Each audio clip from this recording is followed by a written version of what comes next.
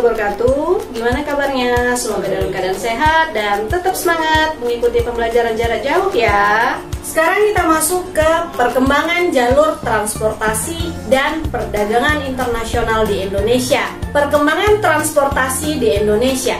Transportasi di Indonesia terdiri dari transportasi air.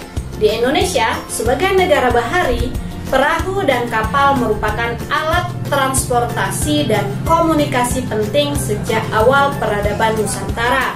Tak heran, alat transportasi yang paling banyak ragamnya di Indonesia adalah perahu dan kapal. Kemudian ada transportasi darat. Saat ini, alat transportasi darat yang biasa dimanfaatkan masyarakat adalah bus dan kereta listrik. Pemerintah pun berusaha mengembangkan transportasi massal yang modern dan murah seperti bus Transjakarta. Dan transportasi yang terakhir di Indonesia adalah transportasi udara. Industri penerbangan nasional dirintis pada tahun 1946 di Yogyakarta oleh Tim Angkatan Udara Republik Indonesia yang dipelopori Wiweko Supono, Nurtanio Pringgosurjo, dan J. Sumarsono.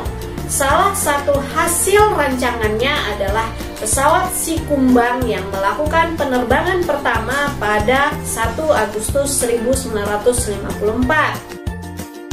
Sejarah perkembangan transportasi dan perdagangan internasional di Indonesia dimulai pada masa klasik atau Hindu-Buddha, kemudian berkembang ke masa kolonialisme, kemudian berkembang lagi ke masa Orde Lama, kemudian masa Orde Baru, dan masa Reformasi ataupun sekarang. Sekarang kita masuk ke perdagangan internasional di Indonesia. Perdagangan internasional adalah hubungan atau transaksi jual beli antar negara yang mencakup ekspor dan impor. Perdagangan internasional sudah terjalin sejak masa kuno. Kemungkinan besar transaksi dilakukan dengan cara barter, meskipun ada juga yang sudah menggunakan mata uang dari logam ataupun perak. Saat ini, Indonesia merupakan salah satu negara maritim yang perlu diperhitungkan. Penyebabnya karena Indonesia memiliki 4 checkpoint dari 10 checkpoint di seluruh dunia. Keempat checkpoint tersebut adalah Selat Malaka, Selat Sunda, Selat Lombok, dan Selat Ombai Witar. Selain 4 lokasi tersebut, berikut adalah berbagai jalur transportasi dan perdagangan internasional Indonesia.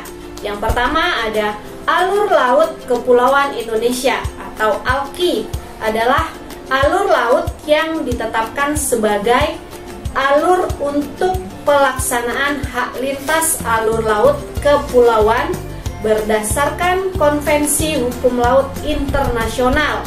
Di Indonesia terdapat ALKI 1 yaitu Selat Sunda, kemudian ALKI 2 yaitu Selat Lombok, dan ALKI 3 Selat Ombai Witar. Yang kedua, Indonesia terletak pada posisi silang di antara benua Asia dan Australia, serta di antara Samudra Pasifik dan Samudra Hindia.